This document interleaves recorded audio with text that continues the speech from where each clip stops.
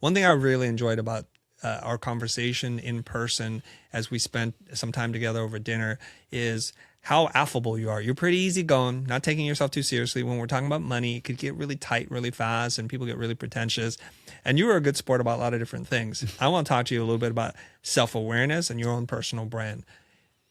How do you think back in the Clubhouse days, how you were perceived online?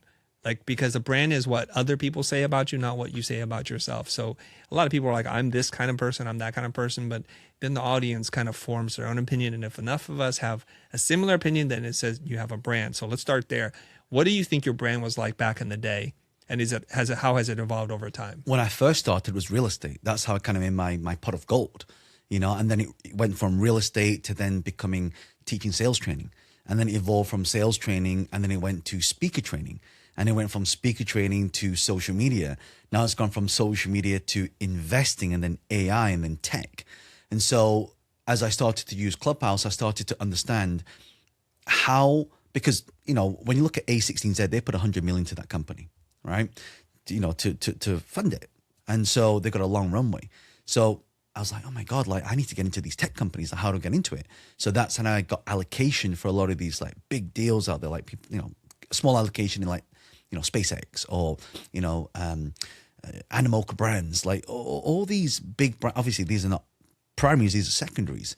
And so I started figuring out, oh my God, like this platform is not just for distribution, it's for contacts, it's for allocation.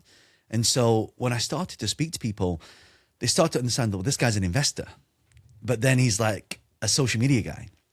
Because indirectly what happened there, people were, and it had this cross-pollination thing where people would listen to you and they'd go to your profile, they'll check out your profile, and then there'd be an Instagram. When you click on it, it goes directly to your Instagram profile. So then my Instagram profile, it jumped from like, I got to over 1 million followers pretty quick because social media, all the omni channels were going straight into my profile. So I was getting a lot of views. And as my Clubhouse following and listener, I was getting 45,000 people listening to me every single day, right? And that was in the prime. And then of course it dipped after that.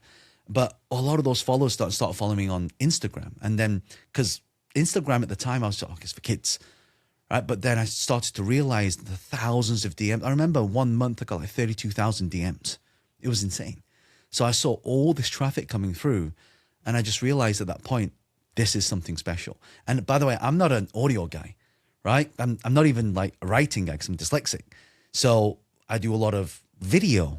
And so for about a year, I stopped creating video content and I became a podcaster on Clubhouse.